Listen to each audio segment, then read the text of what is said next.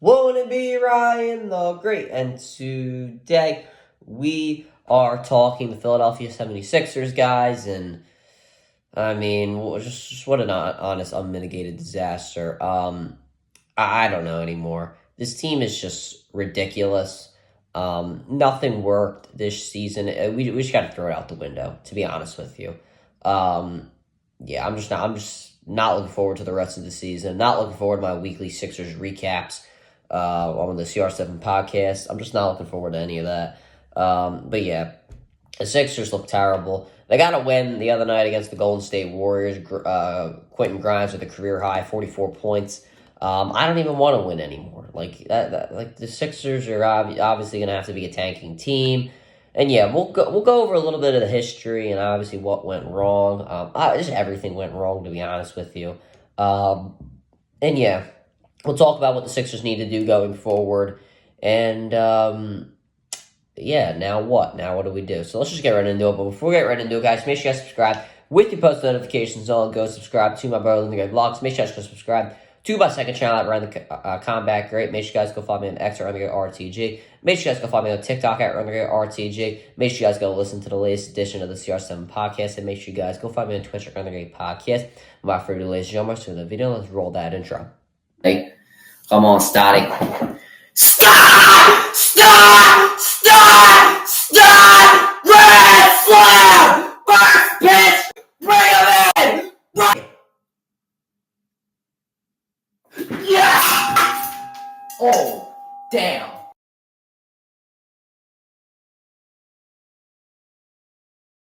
Alright, let's go right into the video. Also, I'm not trying to be lazy. I'm just trying to spread the content out. We obviously got Elimination Chamber reactions on my second channel. And now we got the reaction to the Embiid stuff. And then we'll have the Deebo Samuel reaction video out tomorrow. Yeah, because I'll post this Monday. Right. So yeah, we're not trying to be lazy. Just trying to, spread the content out. So yeah, this video Monday, Deebo Samuel video Tuesday. And then we'll figure out the rest. So yeah. Anyway, let's do it. So, what went wrong? I mean, the load management just went wrong. There literally was no connection, no chemistry between anybody on this team.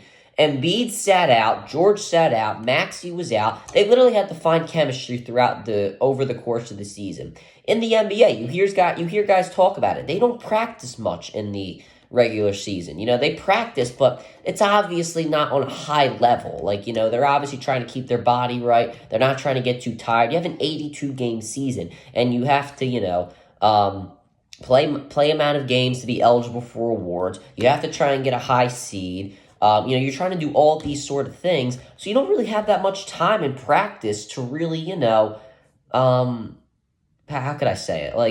Get accommodated to each other. And then, in the training camp, Embiid's playing in the Olympics. George is podcasting. Maxey, is the only guy really doing anything. You have Jared McCain at that time. You obviously have a bunch of newer guys coming in, like McCain, like Yabusele. Drummond's back. You got a bunch of different, Caleb Martin. You got a bunch of different guys on your rotation here. And you got to get accommodated to each other, but it just felt like they were not able to do that. And yeah, Embiid's not playing in back-to-back games. He was injured for more than half. Has been injured for more than half of the season. George got hurt where he was out for multiple weeks. Just there was no chance to have any chemistry with each other. And at one point, Maxey's the only guy on the court. The guy can't do everything. Maxey has the chance to be a superstar player. And for a championship team, people are saying, let's trade away George and Embiid and build around Maxey. I don't see the problem with that, to be honest with you. There obviously is more to it. But if it was that simple, I think that a lot of people would do it, to be honest with you. But yeah, Maxey can't do everything. McCain was the only bright spot.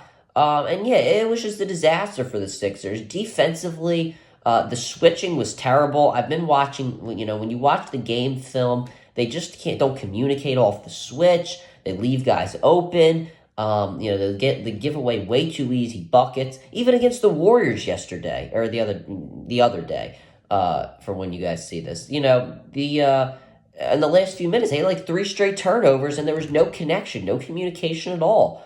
And there's just no chemistry between this team, and that's not the fault of Nick Nurse, who I don't think anybody's blaming.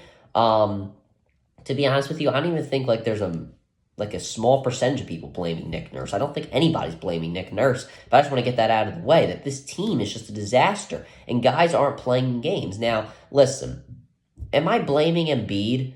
No, the guy's injured. Like, it's not like the guy's, like, faking it or anything. Like, he's actually legitimately injured, and he's fighting to play in basketball games. Like, he literally is just fighting every day. Same thing with Paul George. The guy's getting injections just to play in basketball games. So, everyone was talking about Paul George doing podcasts and stuff like that. At the end of the day, they're really trying to fight to play in basketball games for the team and, try to compete. But, and honestly, like, it just kind of got to a point where you're not playing in back-to-backs. The chemistry is just not there. It's, late in the season. The playoffs are in about a month.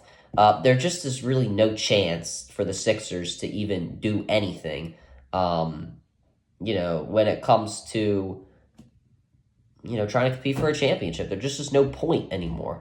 Say in the realm of possibility that the Sixers, the Sixers, like, with Embiid, the realm of possibility the Sixers get into the playoffs as the 9th or 10th seed, you're facing the Cavaliers in the first round, and I hate to be the bearer of bad news, they're not beating Cleveland in a 7-game series. It's just not happening. So, at the end of the day, you just had to shut Embiid down, and they made the right decision. Embiid's fighting just to play in games. His knee is just jello, I guess you could say, at this point. There really is nothing there. There really is just no point to play Embiid anymore. The guy's always injured. And that's why I'm very reluctant to keep him. Because, like, he's always injured. He is great when he gets on the court, but he is always injured. And that is the biggest problem. He's never healthy. Like, year after year, we can't just keep saying year after year, oh, Embiid got injured, we just got to wait till next year and we'll run it back. We're running out of time to do that. And that's our biggest problem. We're running out of time to say, oh, Embiid got injured, we just got to wait till next year when he's healthy. He's not going to be healthy. Like, that's the biggest problem. He's not going to be healthy no matter how much we want to, beat this dead horse. He's never going to be healthy. And listen, I will never, even if we trade Embiid, I'll never boo him if he comes back here because he has been absolutely incredible for the team. He averaged 30 points on one leg in a 7-game series against the New York Knicks. There's not much more you can ask for. And that's how, and Embiid is just an incredible player, but he's just never healthy. And that's the biggest problem. I can repeatedly say it. Now, I would consider shutting Paul George down. I just got a report on my phone that, he's at the time of recording this video, he's questionable for tomorrow's game.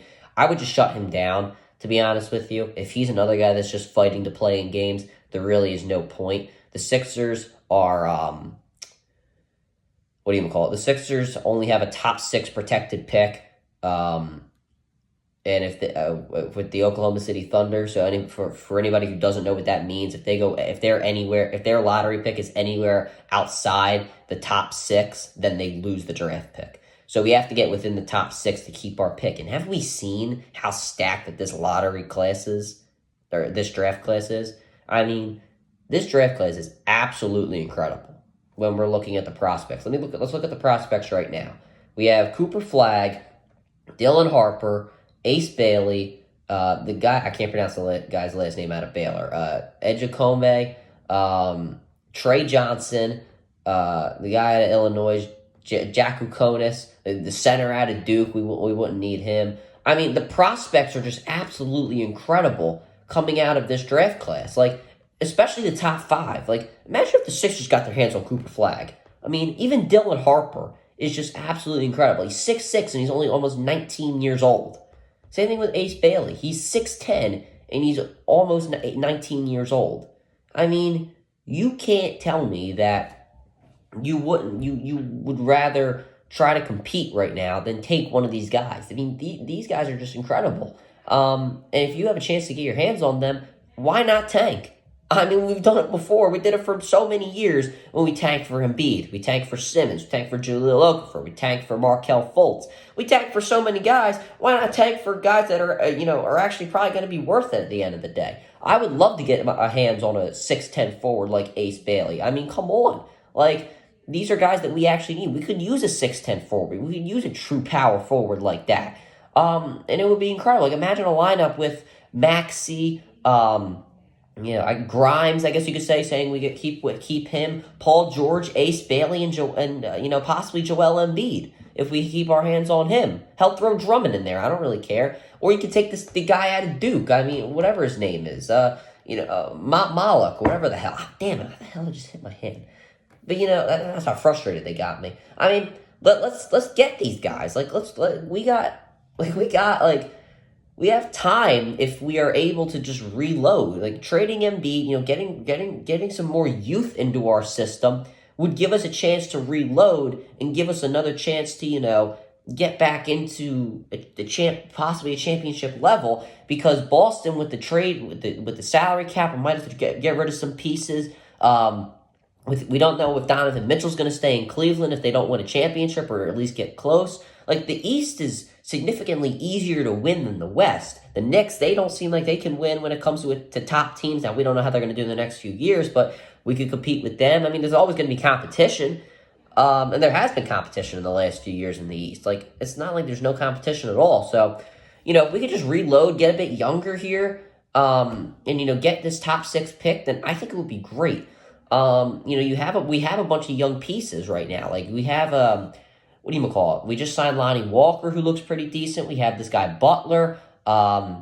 We have Justin Edwards, the local guy out of Emotep, who's been playing really, really well. Quentin Grimes shot 44 points. Ricky Council's another. Like, we have a lot of younger guys that, can really mesh into this system if we just let them play out there and let them get some experience so we can move on to next year. This season is a waste. There's no point in, trying with the season. Just shut down George.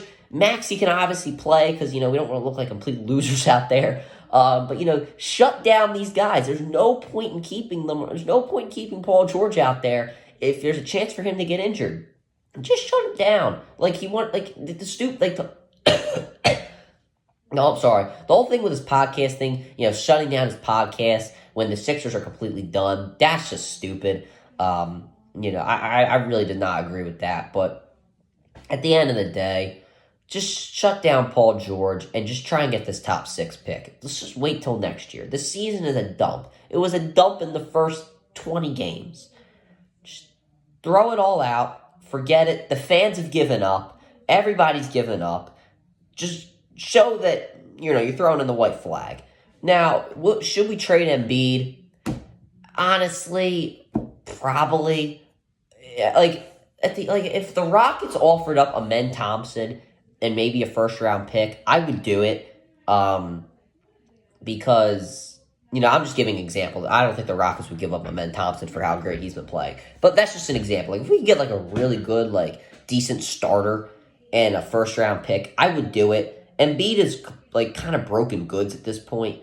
And he's never going to be healthy. Everybody and their grandmother knows that. So what's the point of, trying to make him like a Zach LaVine and just hold on to him until his value is completely tanked in the toilet?